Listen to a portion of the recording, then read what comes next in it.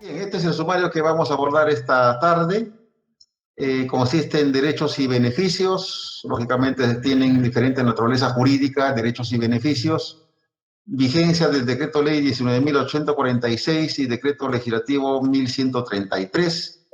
Diferencias y similitudes entre el Decreto Ley 19.846 y el Decreto Legislativo 1133. Igualmente también la pensión consolidada y tipo de pensiones en ambas normas legales. Y finalmente la compensación por tiempo de servicio, la fórmula aritmética para liquidar la CTS en el ámbito policial. Ese sumario vamos a desarrollar punto por punto. Siguiente, Kenia, por favor. Muy bien. ¿Cuántos derechos y beneficios tiene el Policía Nacional del Perú dentro de la institución? Pensión de retiro, pensión de disponibilidad. Hay que tener en cuenta que el policía tiene pensión de disponibilidad. Ayer conversábamos sobre las situaciones policiales y determinamos que eran tres: actividad, disponibilidad y retiro. Ocurre que dentro de la institución policial existe pensión de disponibilidad, a pesar de que la situación laboral de disponibilidad es temporal. Es una especie de desconexión atípica entre la institución y el efectivo policial. No ejerce cargo, pero tiene derechos que han adquirido, en consecuencia también tiene derecho, entre esos derechos está la pensión, y se llama pensión de disponibilidad, que vamos a ver más adelante cuáles son las condiciones. Luego tenemos pensión de invalidez o incapacidad, que es para el mismo efectivo policial. El efectivo policial que se invalida, que se incapacita en 4 supuestos laborales.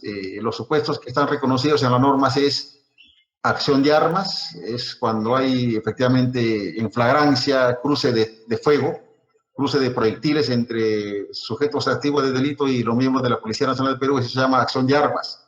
El efectivo policial que fallece o se invalide en esa condición en flagrancia es acción de armas. Hay que recordar de que en ese momento de la flagrancia, ahí el criminalística se activa con sus principios, ¿no? El principio de uso, el principio de intercambio de caracteres, el principio de homologación. Entonces, todos esos principios en ese momento se configuran para determinar que efectivamente estamos ante acción de armas. Y lógicamente cuando los peritos y los pesquisas llegan a la escena del delito, a la escena del crimen y tienen la ratio de data y del cadáver fresco, ¿no? De minutos o de horas, entonces estamos ante una acción de armas. Y los casquillos igual en la zona de escena de crimen, o los elementos biológicos que cada perito recogerá con su metodología y estrategia en esa escena, y esa es la acción de armas, en el momento preciso de la comisión del delito en flagrancia.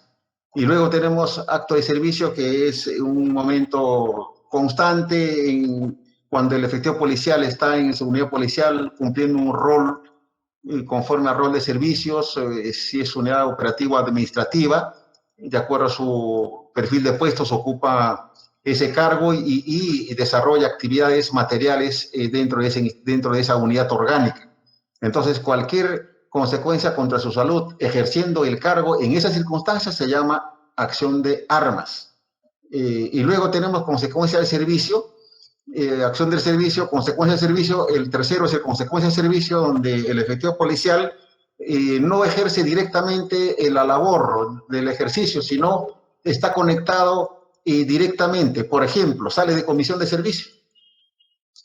Él es, por ejemplo, trabaja en la CEINCRI.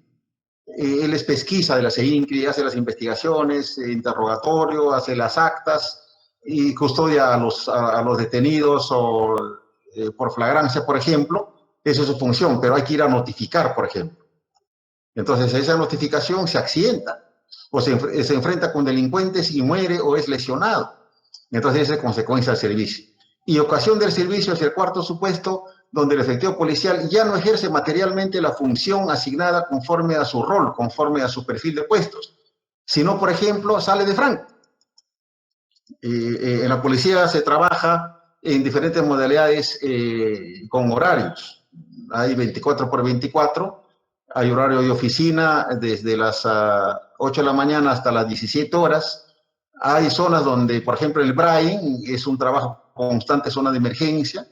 En el Brain, y cada 8 días, y cada 30 días, cada 29 días, un mínimo tienen 8 días para hacer una especie de licenciamiento. Lógicamente hay que oxigenar ese personal, es una zona convulsionada. Todavía hay huestes de narcoterrorismo, especialmente los Quispe Palomino, que están ahí todavía en esos lugares inhóspitos. Entonces, es una modalidad especial de trabajo, es constante ahí. Entonces, dependiendo esa modalidad de trabajo, en comisarías normalmente son 24 por 24. Entonces, sale de franco a las 7 de la mañana y se va, por ejemplo, por un distrito donde hay que dejar un oficio a la municipalidad solicitando el video, por ejemplo, para una pesquisa, el video de la municipalidad. Entonces, él ya está de franco, se cambia, se pone de civil y se retira de su unidad, pero con el oficio que va a entregar seguramente 8 o 9 de la mañana a la hora que llega a la municipalidad, a la mesa de partes. Y en esa circunstancia sufre un accidente, o en esa circunstancia se enfrenta con delincuentes, o muere, es lesionado. Eso es ocasión de servicio, por ejemplo. Entonces hay que saber tipificar el momento de la concomitancia de esta función policial y de esa manera determinar si estamos en cualquiera de los 4 supuestos. Y finalmente el quinto supuesto que desarraiga de la función policial es fuera del servicio, fuera del acto de servicio. Muy bien. Entonces, en la pensión de invalidez o incapacidad vamos a adquirir a consecuencia de los 4 supuestos: acción de armas, acto de servicio, consecuencia de servicio y ocasión del servicio. Y luego tenemos subsidio póstumo o por invalidez, incumplimiento del deber, que es una fórmula en el nuevo régimen previsional. Y luego para los familiares tenemos pensión de viudez, pensión de orfandad para los hijos. Vamos a ver, en 2 regímenes pensionarios son diferidos en cuanto a orfandad, y pensión de ascendientes a los padres. Luego tenemos bonificación por subsidio póstumo e invalidez, que es para inválidos o viudas, que es prácticamente una especie de bono. Y luego tenemos promoción económica cada 5 años cuando el efectivo policial ha fallecido en esos 4 supuestos o pasó a retiro por discapacidad psicosomática. Recordemos que la clase de ayer o la exposición de ayer, que una de las causales de pase a retiro es la causal psicosomática. Después de 2 años que el efectivo policial no se recupere en su salud, entonces la ley dispone que lo pase a retiro con todos sus beneficios. Entonces, en ese caso, el efectivo policial que ha pasado a retiro a consecuencia de esos 4 elementos subjetivos laborales va a ser promocionado económicamente cada 5 años, ascendiendo económicamente al grado inmediato superior. Claro, si es fallecido, haciendo el grado inmediato superior con la remuneración. Y si está vivo, gracias a Dios, pero está discapacitado, también cada 5 años se va a promover al grado inmediatamente superior. Por ejemplo, si falleció o se invalidó con el grado de suboficial de tercera, cada 5 años ascenderá. Después de 5 años será suboficial de segunda. Otros 5 años más suboficial de primera, y así va a ascender. Si es oficial, igual. De alférez cada 5 años será teniente, después de teniente después de 5 años será capitán, y así sucesivamente. Eso se llama promoción económica cada 5 años. Y luego la compensación por tiempo de servicio, que es una fórmula, como le dije, de acuerdo a la unidad de ingreso del sector público, la USP, que se mantiene en 2.600 soles. Esa es la forma como se va a liquidar la compensación. El cambio de residencia, que hoy día es transversal, porque el cambio de residencia antes de la modificatoria de la normativa solamente estaba reservado para los policías que prestaban servicios fuera de la guarnición de Lima y Callao, es decir, que trabajaban en provincia. Ustedes tienen que saber que anualmente los policías somos cambiados de colocación. Hay una junta que trabaja después de los ascensos, después de las invitaciones. Entonces, hay una junta que trabaja para la colocación en los nuevos puestos laborales de la policía. de acuerdo al perfil de puestos, entonces eso se llama cambio de colocación. Finalmente hay dos lenguajes que hay que manejar ahí: asignación de cargos y reasignación de cargos. La asignación de cargos se hace una sola vez al año con esta junta de cambios y sale con la resolución correspondiente. Si es para generales, resolución suprema; si es para oficiales superiores, resolución ministerial, y así sucesivamente; y si es para suboficiales, resolución de la comandancia general. Entonces, es la asignación de cargos. Y en cualquier momento del año, por necesidad de servicio, se puede reasignar al efectivo policial con el memorándum del comandante general vía regularización conforme a su grado que tenga el efectivo. Entonces, eso es cambio de residencia. Pero hoy día no solamente es para el personal que fue cambiado de colocación fuera de Lima y Callao, es decir, a provincia. Hay también personal que permanece toda su carrera policial en la ciudad de Lima y no tenía derecho a este cambio de residencia porque nunca salió. Y finalmente no es un problema del efectivo policial que no haya salido a provincia, es un tema ya de la misma administración. Entonces no se puede perjudicar. Por esa razón es que hoy día, bajo el principio de igualdad, este derecho del cambio de residencia, que son dos remuneraciones consolidadas al grado del efectivo policial que pasa a retiro, se le va a pagar a todo el personal, haya salido o no haya salido de la ciudad de Lima. Ese es cambio de residencia. Subsidio por fallecimiento, gasto de luto y sepelio: igual, cuando muere el titular, los familiares reciben 3 remuneraciones consolidadas del grado del que falleció. Y si fallece los familiares, el titular también recibe 2 remuneraciones por el fallecimiento de los padres, de la esposa, los hijos, en ese nivel de entroncamiento familiar. Y luego tenemos seguro de vida, que es un monto fijo de 15 unidades, 15 UIT, por haber fallecido en esas condiciones de los 4 supuestos que les mencioné. Y luego tenemos la transferencia de régimen de pago de la Caja Militar a Montepío o viceversa, porque recordaremos que aún todavía en la policía se manejan 3 sistemas previsionales. El Servicio Previsional de Montepío hasta 1973, a partir de esa fecha hasta el año 2012 la Caja Militar Policial, y a partir de los 2012 el nuevo régimen pensionario. O sea que finalmente fluctúan dentro de la administración como sistema administrativo de pensiones 3 sistemas previsionales en la policía. Y luego tenemos un derecho de nivelación.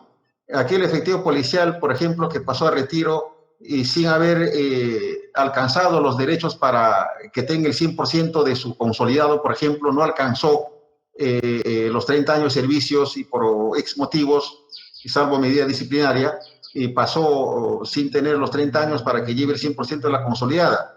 Pero por la bendición de Dios y su propio cuidado, este efectivo policial en retiro cumple 80 años. Es una bendición cumplir 80 años. En Europa es la 4ª calidad de vida, ¿no? La 4ª generación nace 80 años en Europa, y nosotros tenemos hasta la 3ª edad, pero en Europa tienen hasta la 4ª edad, a partir de los 80, por la calidad de vida que tienen. Entonces, en ese caso, el personal policial que tenga más de 80 años, automáticamente se nivela la remuneración consolidada con el grado actual que percibe en actividad. Si, por ejemplo, cuando pasó hace muchos años a retiro, su remuneración era 1.500 soles, y que pasó con el grado de suboficial de segunda, antes que era cabo, hoy día suboficial de segunda, antes era guardia, hoy día suboficial de tercera. Entonces, al cumplir 80 años, se va a equiparar a la remuneración consolidada del suboficial de segunda, que viene a ser más o menos 3.200, 3.300 soles. Entonces, es un gran salto económico. Pero ¿cuál es la condición? Cumplir 80 años, y no es fácil cumplir 80 años, ¿verdad?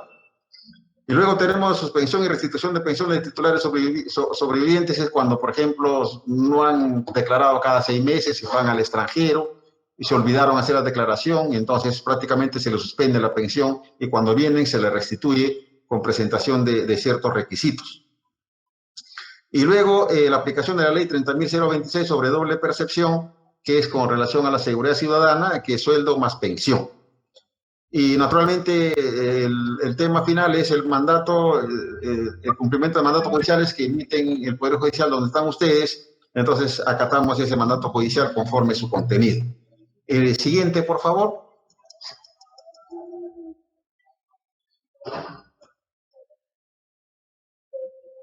Bien, ahora vamos a desarrollar cada normativa con sus peculiaridades y la vigencia del decreto ley 19.846 y también del decreto legislativo derogatoria.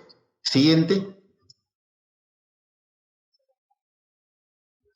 Muy bien, el decreto legislativo 19.846, denominado también Caja Militar Policial, legalmente régimen de pensiones militar policial, data del 26 de diciembre de 1972. Y se ha cerrado definitivamente este sistema previsional con el decreto legislativo, que es su derogatoria, en 1133 del 9 de diciembre de 2012. Es aplicable al personal militar y policial que inicien la carrera a partir del 10 de diciembre de 2012, este decreto legislativo 1133, que es diferente a la Caja Militar Policial. En consecuencia, a pesar de que está cerrado este régimen previsional Caja Militar Policial, continúa vigente y lógicamente hasta la extinción de los que iniciaron la carrera antes del 9 de diciembre de 2012, que es el grupo mayoritario. De los 140.000 policías aproximadamente, el 80% o 70%, digamos, debe estar en este grueso de la carrera del sistema previsional. Igualmente también de acuerdo a los derechos adquiridos de los sobrevivientes con este régimen, tanto de viudez, orfandad y ascendientes. Siguiente, por favor. Entonces, incluso ahí viene el tema, el gran debate, ¿no? De las dos teorías que ustedes seguramente lo procesan muy bien. La teoría del hecho cumplido y los derechos adquiridos, ¿no? Entonces, siempre ha sido un tema doctrinario de un debate muy arduo jurídicamente en la argumentación. Si es que efectivamente el Perú finalmente estamos en la teoría de los hechos cumplidos o de los derechos adquiridos. Seguramente ustedes tienen su propia argumentación y sus resoluciones. ¿Cuáles son las similitudes y diferencias entre decreto ley 19.846 y decreto legislativo 1133? Siguiente, por favor. Similitudes, que es lo más simple, se parecen, no hay ninguna problemática al respecto. La siguiente. Gracias, Kenia. A ver, decreto ley 19.846 y decreto legislativo 1133, ¿en qué se asemejan? Son homólogos en la denominación y perfiles pensionarios para el servidor. Va a haber en ambos regímenes pensionarios disponibilidad, retiro, invalidez e incapacidad. Hay pensión para estos tres supuestos. El efectivo que esté en disponibilidad, el efectivo que esté en retiro y el efectivo que se ha invalidado o incapacitado en los 4 supuestos laborales que les mencioné. A recordar, acción de armas, acto de servicio, consecuencia de servicio y ocasión del servicio. Y saludamos a nuestros compañeros que se están integrando a la plataforma. Muy buenas tardes, sean bienvenidos. Igualmente también en ambos regímenes tenemos para los deudos tanto sobrevivientes que refieren a viudez, orfandad y ascendientes. Ahí están los tres también igual en los dos regímenes pensionarios. Siguiente, por favor. Aquí vienen las diferencias, donde efectivamente está la razón de estas normas, en las diferencias. Siguiente, por favor. Bien, a ver, vamos a ver. ¿Cuáles son las diferencias? Una primera diferencia, reconocimiento del CTS en ambos regímenes. ¿Cómo es que se reconoce en el régimen pensionario militar policial? Considera etapa de formación en la escuela de oficiales o en la escuela técnica superior, formación profesional para oficiales asimilados, profesionales universitarios y personal de tropa después de 20 años de servicios. Entonces, y considera el ratio de tiempo de servicio prestados en el sector público con anterioridad a los servicios policiales o militares. Inclusive al servicio militar obligatorio hay muchos efectivos policiales que son de armas o de servicios que han servido a la patria en las Fuerzas Armadas. Y el tiempo que estuvieron en las Fuerzas Armadas también se le computa, se le reconoce el tiempo de servicio.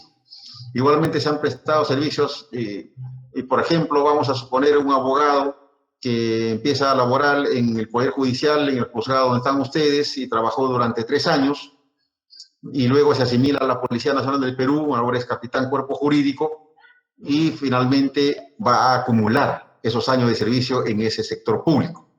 Esa es la bondad que tiene este régimen militar policial. ¿Y qué pasa con el decreto legislativo 1133? Conforme al artículo 5, numeral 12 del decreto legislativo 1267, lógicamente dado mucho después de la 19.846, se establece reconocimiento solo para efectos previsionales, el reconocimiento de tiempo de servicio de los cadetes, alumnos, oficiales de servicios y de suboficiales de servicios para el varón a partir de 20 años de servicios y para el personal femenino a partir de los 17 años y medio, 6 meses de servicios. Ahí empieza la diferencia.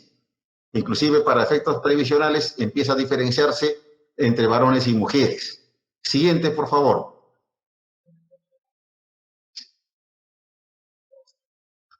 ¿Cuál es la diferencia en el monto de la pensión?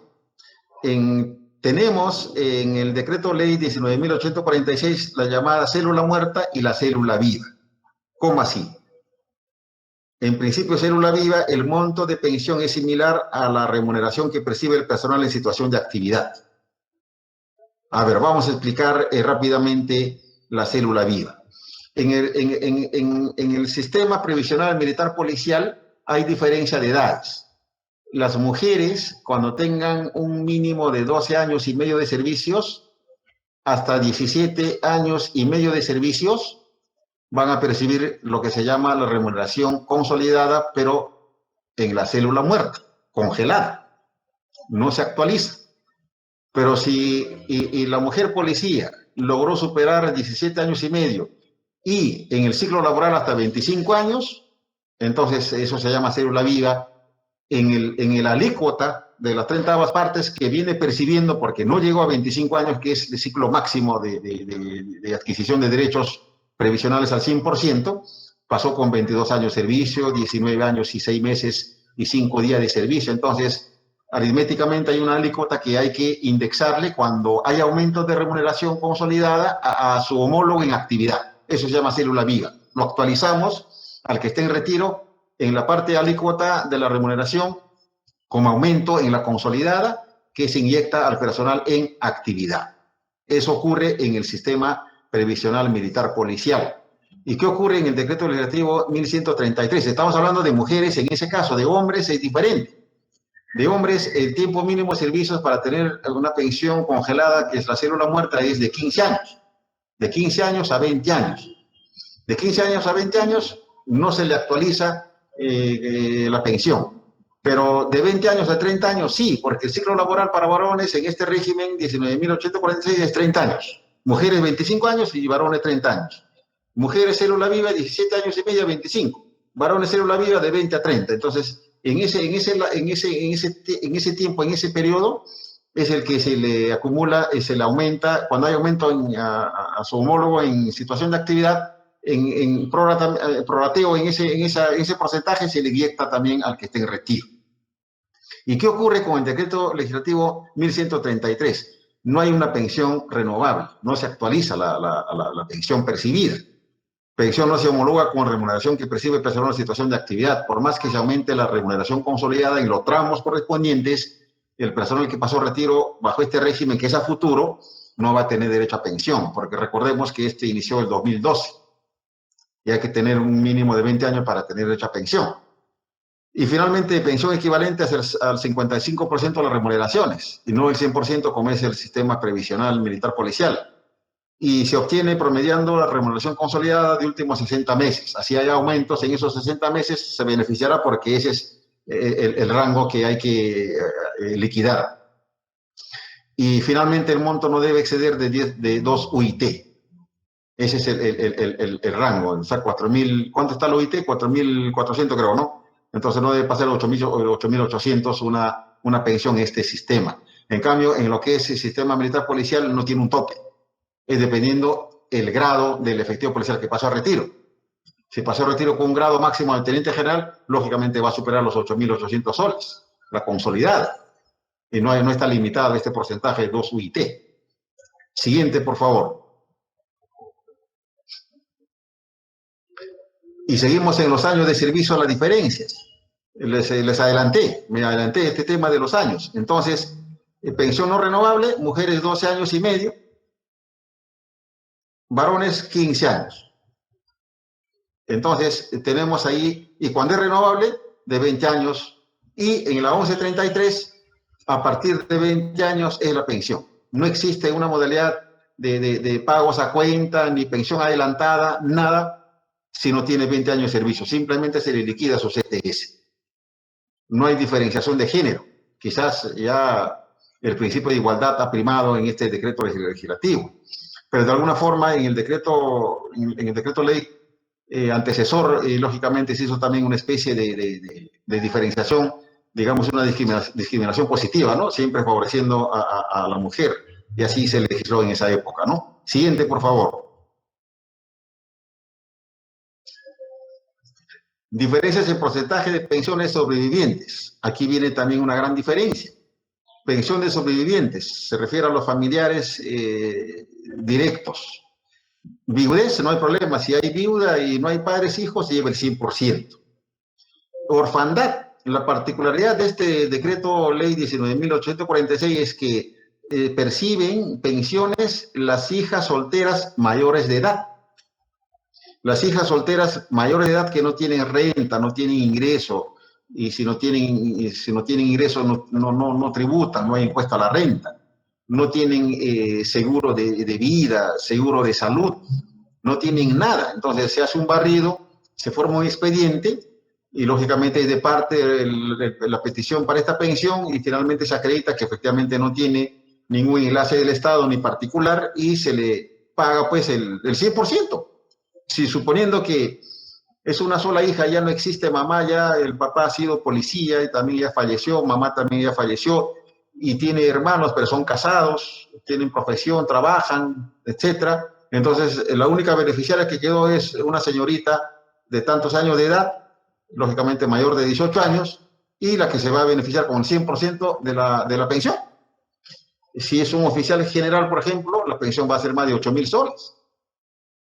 Entonces, imagínense ustedes una bendición, digamos, que esta señorita a los años que tiene está percibiendo una remuneración, una pensión del 100% que le dejó pues su decojo, su señor padre, ¿no? Entonces, esa es la particularidad que existe en este régimen pensionario. Y los hijos menores de edad también van a tener derecho. En principio, mi estimado doctor, siempre se suele preguntar lo siguiente, y justo en la sentencia el Tribunal Constitucional me lo señala, en el sentido que en el periodo que el efectivo policial ha pasado a, digamos, a retiro, ¿no? Y en la vía judicial se dispone de su reincorporación. Se solicita que se le considera como efectivamente laborados y como efectos pensionarios, ¿no? Es decir, que se pretende en ese periodo se compute como efectivamente elaborado, y como consecuencia de ello se establezca pues su pensión. ¿Cuáles en estricto, doctor, las reglas legales a su criterio?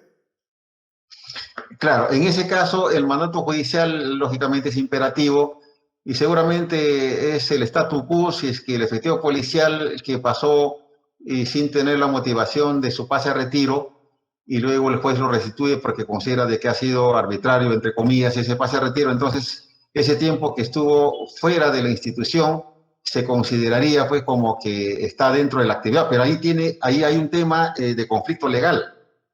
Y hay que tener en cuenta que la ley del Sistema Nacional de Presupuesto del Sector Público, que está vigente con la derogatoria, la ley matriz, y prohíbe el pago por días no laborados. Entonces ahí tenemos un tema de interpretación jurídica. Esta ley del Sistema Nacional de Presupuesto prohíbe pagar a los funcionarios públicos, servidores públicos que no han ejercido realmente una actividad laboral. Entonces quizás por ahí el asesor jurídico de la DIRREUN, por ejemplo, o de la División de Pensiones, puede emitir un dictamen en ese sentido, argumentando su tesis en esta ley del Sistema Nacional de Presupuesto. Entonces, ¿cuál es el tema? Efectivamente, el tiempo de servicio que se reconoce judicialmente es para efectos previsionales. No es para considerar los tiempos de servicios ininterrumpidos, porque si consideramos el tiempo de servicio ininterrumpido, necesitaríamos que materialmente haya ejercido esa función policial, que no la ha ejercido. Entonces ahí viene Y yo leí doctrina española en ese sentido. ¿Cómo es que podemos considerar a un ex trabajador que estuvo 5 o 10 años fuera de su institución y reconocerle como tiempo de servicios ininterrumpidos, si materialmente no ejerció ninguna actividad? Entonces, quizás en eso tenemos que ponernos de acuerdo, y ustedes con más razón, con más criterio jurídico, para determinar de una vez cómo podemos nosotros delimitar ese conflicto, un conflicto con la Ley Nacional de Presupuesto y el conflicto de considerar el statu quo, de no considerar como tiempo perdido para el trabajador policía que estuvo en situación de retiro o de disponibilidad, porque el juez restituye sus derechos y considera que son servicios ininterrumpidos. Entonces, el Tribunal Constitucional en ese extremo también se ha pronunciado, porque antes, inclusive por el tiempo transcurrido, se le daba logrados. Porque recuerden que los ascensos son cada 5 años para oficiales de armas, oficiales de servicio cada 6 años. Cada 5 años, cada 6 años se postula al grado inmediato superior. Ya es cuestión del cúmulo de virtudes, de notas, de incentivos, de condecoraciones, y todo lo necesario para sumar depende de eso, ¿no?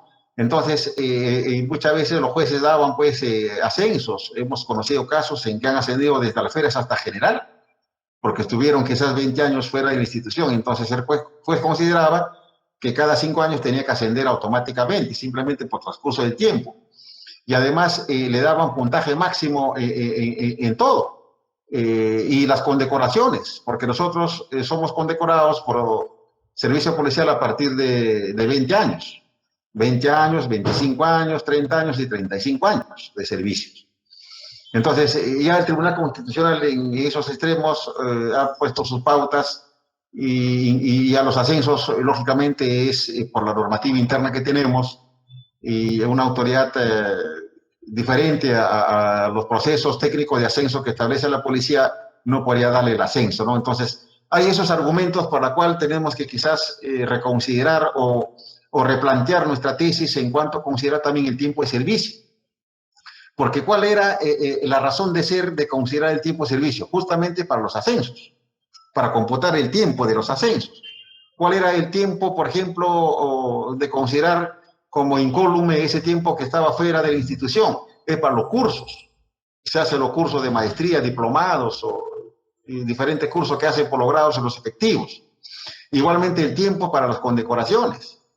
Entonces, y ya el Tribunal Constitucional ha considerado de que eso no va. Entonces, tenemos que replantear cuál sería el efecto material sustancial en sí de considerar como tiempo ininterrumpido el tiempo que estuvo fuera de la institución. O solamente limitar quizás para el derecho previsional, pero para el derecho previsional hay que pagar estos porcentajes. Suponiendo que estuvo fuera 10 años, ¿quién va a pagar el 6%? ¿Quién va a pagar el 19%? O el 12 o el 19%. Entonces se entiende que aquí, por ejemplo, en el sistema militar policial, ¿cómo es el aporte? Aporte al fondo es mitad a mitad. El total es el 12%. El miembro aporta 6% y el Estado aporta 6%. Y vamos a suponer que ese efectivo policial lo reincorporan, le dan sus 5 o 6 años como servicios ininterrumpidos para efectos previsionales, y finalmente el Estado, lo que le compete al Estado, que es el 6%, cumple. El mandato oficial cumple. ¿Cuál va a ser el problema del efectivo policial? Que al momento de pasar a retiro, la caja militar policial lo va a observar. Va a decir, señor, usted debe tantos porque no aportó tantos años. ¿Pero cómo? Si el juez ordenó que aporte. Sí, pues el juez ordenó, pero el juez ordenó que aporte lo que es del Estado. Y el Estado ha cumplido con, en su momento, aportar el 6%. Lo que falta es de usted su 6%. Y si el efectivo policial se confía a eso y ya tiene 31 años de servicio y con la garantía de que va a tener 100% del consolidado, se retira y finalmente en la caja militar policial le hacen la liquidación y debe años de aporte. Entonces entramos otro conflicto. Y en el nuevo sistema también, en la 1133, se establece un 19%, cuota de miembro 13% y mantiene el Estado su 6%. Y esto a partir del 1 de enero de 2018. Siguiente, por favor. Y pensión consolidada, tipo de pensiones en ambos regímenes. Siguiente. Bien, a ver, pensión consolidada. Recordaremos que los militares y policías antes del 2012 tenían hasta 26 ingresos, hasta 26 ingresos. Ingresos que eran de 2 soles, 0.50 céntimos, etcétera. Finalmente era sumatoria de esos ingresos. Incluso seguro de vida era céntimos. Y aparte era ingreso de gasolina, de combustible. Entonces ahí viene, seguramente ustedes en su momento también percibieron esta realidad. Por ejemplo, los efectivos policiales que tenían descuento por alimentos, y muchas veces el juez civil consideraba que alimentos solamente iba en lo que es la remuneración pensionable, lo que hoy es la consolidada, y no afectaba combustible porque eso era para la operatoria policial. Entonces había tesis, argumentos de algunos jueces que no consideraban en monto de alimentos el combustible, por ejemplo. Y de grados superiores, brigadieres o comandantes, ejemplo, superiores a ellos, la gasolina era pues un buen porcentaje, y muchas veces el 60%. Entonces, eso no percibía, eso no estaba sujeto al descuento por alimentos. Pero ¿qué ocurrió cuando se consolidó? Esos 25, 26 conceptos finalmente pasó a ser uno solo. Y eso es lo que se llamó y se llama la remuneración consolidada, civil pensión consolidada. Entonces, el alimentista que estaba percibiendo, digamos, 800 soles, automáticamente empezó a percibir 2.000 soles por la consolidación de esos conceptos en uno solo. Entonces, hubo un problema ahí para disgregar, pero era indisgregable porque la consolidada es un solo concepto, es un solo ingreso. Y ahora solamente existen dos, la remuneración consolidada y los bonos. Y los bonos se perciben de acuerdo a la unidad laboral. Zonas de emergencia es más, zonas administrativas, áreas administrativas es menos, algo así es la diferencia. Muy bien. Y la pensión consolidada hay tipo de pensiones. Es el concepto que agrupa todas las asignaciones, bonificaciones y goces pensionables y no pensionables en uno solo, y son de dos tipos y ambos regímenes. Acá también existe una especie de similitud para titulares, pensión de disponibilidad y retiro, invalidez e incapacidad, tomando como referencia esa consolidada. Y vamos a ver también en la CTS cómo se toma referencia a la consolidada con relación a la unidad de ingreso al sector público, que es 2.600 soles para todos. Y para sobrevivientes, la pensión de viudez, pensión de orfandad y ascendientes, que se mantiene en estos dos regímenes. Siguiente, por favor.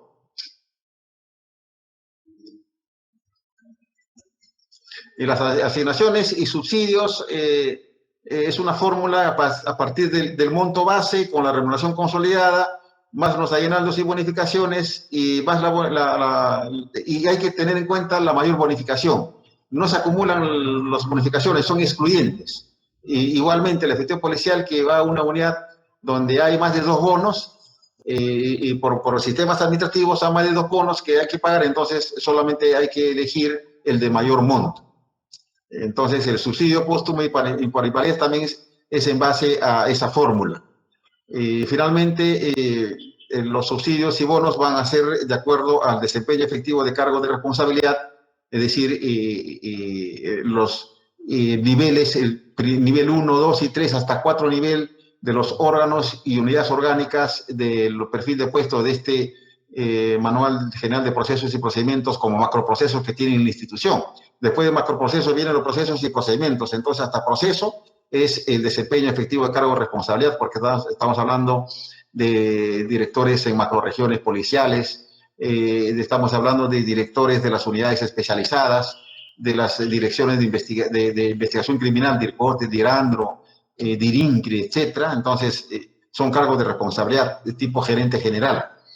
Y luego tenemos otro bono de la función administrativa y de apoyo operativo efectivo, que es mayormente las unidades administrativas, llámese Inspectoría General, llámese Dirección de Criminalística, y llámese las unidades administrativas que maneja la Dirección de Administración como personal, economía, logística, etcétera.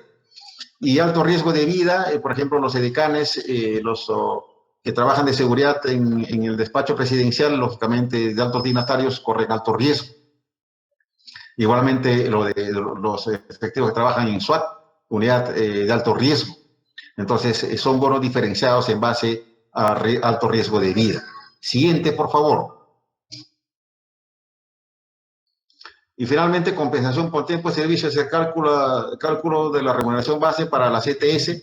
Se considera la remuneración consolidada al cese. Recordemos que en el nuevo régimen es los últimos 60, y si es que no ha habido variación, no ha habido aumento consolidada, es el mismo monto, no hay ningún problema.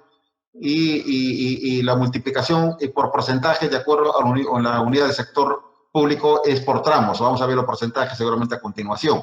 Y lógicamente los años de servicios reconocidos, que es el tema que seguramente han propuesto para esta conversación. Y la dirección de personal tiene una división especializada del tiempo de servicio, donde el efectivo policial, después de 20 años, va a acumular sus 4 años de formación profesional, si es de servicios, si es de armas, 5 años si es oficiales y 3 años si es suboficiales, y más del sector público que prestó servicio antes de ser policía. Todo eso se acumula. Y también hay que descontar, por ejemplo, el tiempo que estuvo en disponibilidad. Puede ser que haya estado en disponibilidad 2 años por medida disciplinaria o por sentencia judicial condenatoria. Entonces, todo eso hay que disminuir el tiempo de servicio. Y finalmente, sumando y disminuyendo, sale el ratio de tiempo de servicio y lo que corresponde, ¿no? Y sale con días. 30 años de servicio con 8 meses y 5 días. Bueno, horas ya no creo, tiene que ser días, la hora Greenwich de 24 horas. Entonces, llegamos hasta días el cálculo para el CTS. Siguiente, por favor. Entonces, estos son el cálculo de la remuneración base para la CTS. Cuando tiene más de 30 años de servicio, el primer tramo es el 75% de la UISP, o sea que 75% de 2.600 soles. Igualmente, el segundo tramo es 50% de ese porcentaje, y finalmente el 25% del resto de la remuneración que ha percibido en su grado. Si tiene menos de 30 años y más de 20 años, el 60% baja el porcentaje porque son menos años de servicio, de sacrificio en la institución.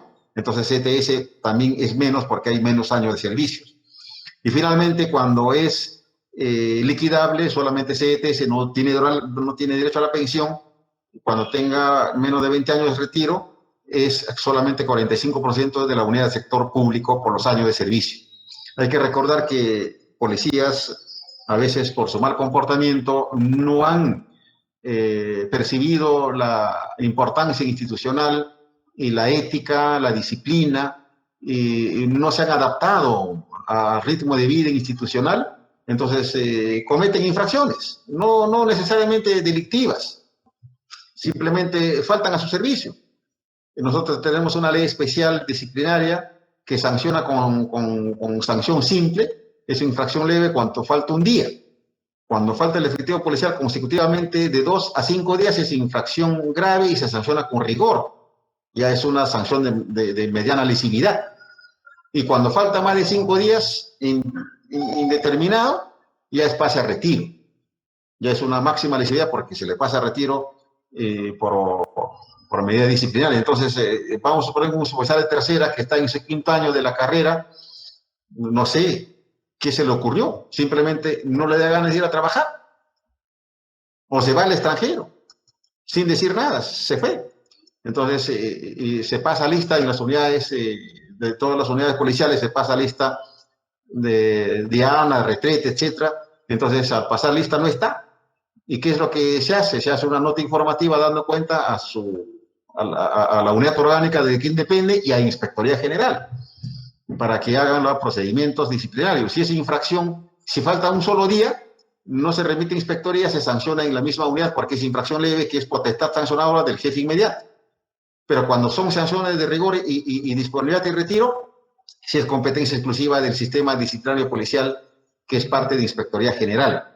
Entonces, en esos casos, imagínense ustedes que el efectivo policial solamente tiene 5 años de servicios, faltó 8 días y regresó al 9º día, ya es pase a retiro. Entonces, solamente hay que liquidarle por 5 años de servicio. Sería el 45% de la UISP por 5 años de servicio. Eso sería su CTS. No hay más. No tiene derecho al hospital, no tiene derecho a nada. Muy bien, yo creo que hasta ahí hemos abordado la siguiente. Parece que terminó. Sí. Bien. Perfecto, doctor. Vamos a Yo sé que el horario, su tiempo está muy bien ajustado, doctor. Vamos a hacer dos preguntas de los asistentes. Junior Aymar Girón nos pregunta lo siguiente, doctor. En el caso de las pensiones a las hijas solteras mayores de edad, ¿qué sucede si éstas solicitan la vejería pensión, pero tiene un hijo menor de edad? Sin embargo, tiene el estado civil soltera. O sea, en conclusión está diciendo, ¿qué pasa si una persona sale soltera, tiene un hijo menor de edad, pide pensión? A ver, está interesante el ejemplo. Y si tuvo el hijo antes de causar este derecho, entonces quizás teniendo en cuenta el principio de interés superior del niño, y ahí viene esas teorías que les estaba diciendo, ¿no? Entonces, ¿qué teoría vamos a elegir? ¿De los derechos adquiridos o los hechos cumplidos para darle pensión? Entonces, en ese caso, si hablamos de derechos adquiridos, tendrá derecho pues a la pensión, porque ya es preexistente. Pero si tiene hijos y después de que falleció el causante, entonces seguramente que no, porque no cumple con el presupuesto de ser soltera. Pero en ambos casos, y el asesor legal seguramente de la división de pensiones, en primera instancia lo va a denegar porque literalmente es hijas mayores de edad solteras, hijas solteras mayores de edad. Entonces, jurídicamente, soltera significa sin tener hijos. Significa no tener hijos. Soltera. Entonces, tenemos que utilizar ya la terminología jurídica que significa soltería. Entonces, quizás nos vamos un poco a cabanelas para encontrar qué significa soltería. Entonces, es un tema de argumentación jurídica. Si bien es cierto, soltería significa no tener hijos, pero ¿qué pasa si ese hijo es a consecuencia de hechos contra su voluntad? Ya se imaginan a qué me refiero. Entonces, tenemos que ver la razonabilidad. Tenemos que ver la razonabilidad. O sea que hay que analizar caso por caso. Pero en forma general, el dictamen del asesor legal de pensiones sería improcedente el derecho de petición si es que tiene la beneficiaria, la supuesta beneficiaria, un hijo y no tendría derecho en ese sentido. Y lógicamente tiene que apelar por cuestión de puro derecho, interpretación de normativa, pero en primera instancia seguramente va a ser denegado.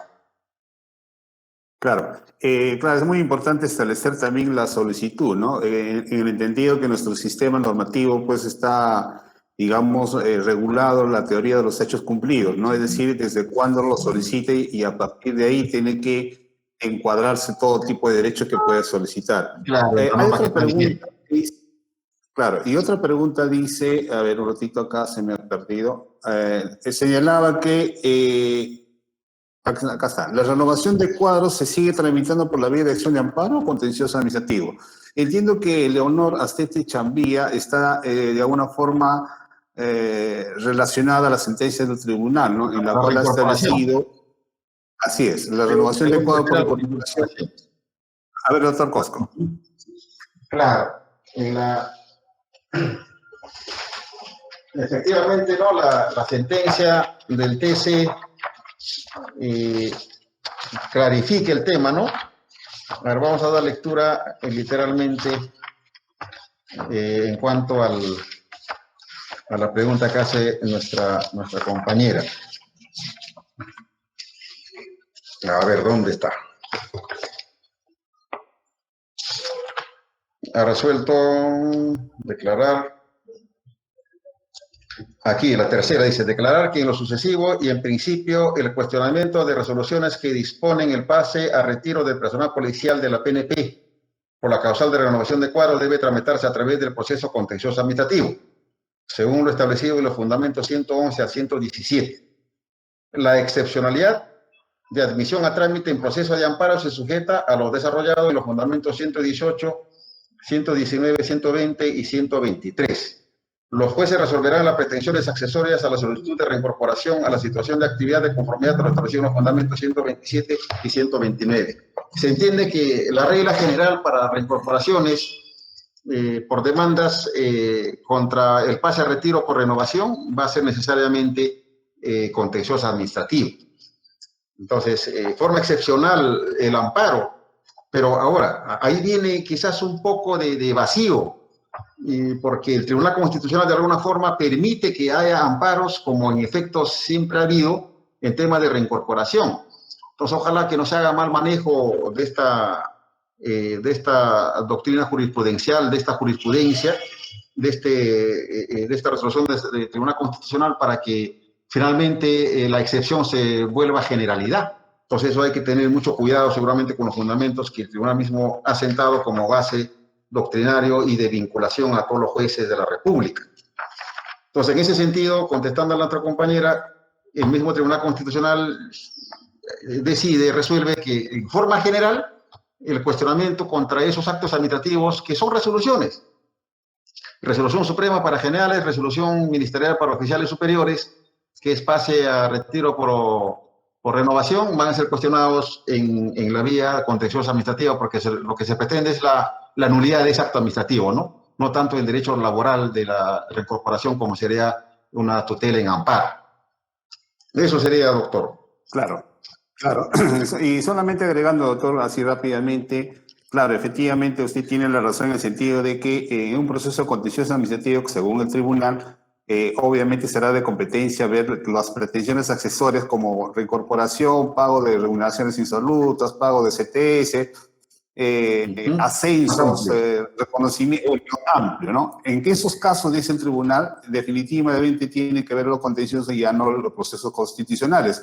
Los procesos constitucionales son excepción. La excepción cuando de alguna forma consideran hay una vulneración de un derecho fundamental, lo cual requiere una atención urgente, ¿no? Más o menos eso es lo que indica el tribunal. Dice, ya final, doctor, para terminar, ¿se puede acceder a una pensión de viudez de la PNP y a la vez una pensión bajo la 19.990? Bueno, ambos pensiones son del Estado. Y sí se puede permitir, por ejemplo, que suponiendo, ¿no? Suponiendo la muerte simultánea de los padres policías. Y los padres policías murieron la famosa conmorencia, ¿no? Y quizás estaban de vacaciones los padres y se van y lamentablemente fallecieron. Los dos son policías. Y finalmente hay un menor de edad. Entonces, en ese caso, ese menor de edad va a recibir la pensión acumulativa de ambos padres. No son excluyentes. Entonces, eso son excepcionalidades. Y si hablamos de la 19.990 y el sistema pensionario exclusivo de la policía, no permite indexar o acumular pensiones diferentes a un régimen especial. Porque el régimen pensionario de la policía es un régimen especial. Solamente es para policías y militares. Entonces, no se permitiría una indexación o acumulación pensionaria de otros regímenes generales. Hasta el momento no he visto ni un caso en ese sentido. Quizás puede llegar a ustedes para que hagan un control de legalidad, un control de los actos administrativos en ese sentido, y quizás pues podemos analizar más profundamente el tema y teniendo en cuenta la razonabilidad, los elementos objetivos que el peticionante está argumentando, ¿no? Pero por el momento, eliminarmente, todavía no hay una acumulación de un régimen extra policía militar para acumulación de pensiones. No hay. Perfecto, doctor. Ya no tenemos más de su tiempo. A los señores asistentes, recordarles que el PPT del doctor está a disposición de ustedes. El video también está grabado. En consecuencia, entiendo que se ha logrado el objetivo, esto es a esclarecer ciertos temas en razón de esta sentencia. Doctor Cosco, muchísimas gracias. Entiendo que usted tiene reunión en estos momentos. Muy amable, doctor. Estaremos en contacto quizá para más adelante. Muy amable, doctor. Doctor, a sus órdenes. ¿Podría hacer una pregunta? Y instarles que se cuiden al máximo. Sí, cómo no hay problema. Sí, tenemos 5 minutos más todavía, no se preocupe. Doctor, buenas tardes. Muy interesante y muy ilustrativa toda la conferencia. Una pregunta. Los profesionales, abogados, miembros del cuerpo jurídico policial, ¿pueden llegar al cargo de comandante general o solamente tienen un límite por edad y por grado? Muy bien, muchas gracias. Hay que tener en cuenta una primera variable. Solamente los oficiales asimilados que son profesionales universitarios que llegan a general son de la carrera de Derecho y Medicina. Solamente los médicos y los abogados pueden llegar hasta el grado de general de servicios. Bien, la pregunta concreta es si es que un oficial del cuerpo jurídico que llega a grado de general puede ocupar el cargo de comandante general. La respuesta es no, porque la comandancia general está reservado para los oficiales de armas, y los oficiales de armas automáticamente, cuando tenemos en la estructura piramidal de la institución lo que se llama alto mando. El alto mando son 3 tenientes generales que ocupan los primeros cargos de la institución. El primer cargo es el comandante general, que tiene el grado policial de teniente general, pero por nombre honorífico se llama general de policía, honoríficamente no. El que le sigue en ese decalaje de antigüedad es el subcomandante general, que también tiene grado de teniente general de armas. Y cierra el alto mando otro señor teniente general que ocupa el cargo de inspector general. Entonces, un oficial de servicios, y su función no es comandar unidades operativas. Y hay que recordar que el comandante general, siendo un oficial de arma de escuela, sí va a comandar las unidades operativas, porque como gerente general, como la máxima autoridad dentro de la institución policial, va a ejercer un control directo en las unidades operativas y administrativas. Y lógicamente delegando esta función al subcomandante, que es un ente netamente operativo. Pero el comandante general no se desliga de la actividad operativa. Entonces ahí tenemos otra razón por la cual es un oficial jurídico no puede ocupar ese cargo de comandante general, porque es un tema netamente operativo, que no lo ejerce el oficial jurídico porque ha sido captado en la policía para ser asesor legal. Entonces, dentro de la institución policial tenemos oficiales de cuerpo jurídico que trabajan en los entes administrativos y operativos como asesor legal dentro de la estructura orgánica de la Policía Nacional del Perú, y otro grupo de jurídicos que trabajan en el fuero militar policial ocupando cargos jurisdiccionales. Y como ustedes no se hace una carrera jurisdiccional en el fuero militar policial, los cargos se ocupan en los cambios generales de colocación con el grado que tiene el oficial jurídico, ocupa el cargo que corresponda, sea juez, sea secretario, etc. Entonces, depende del grado.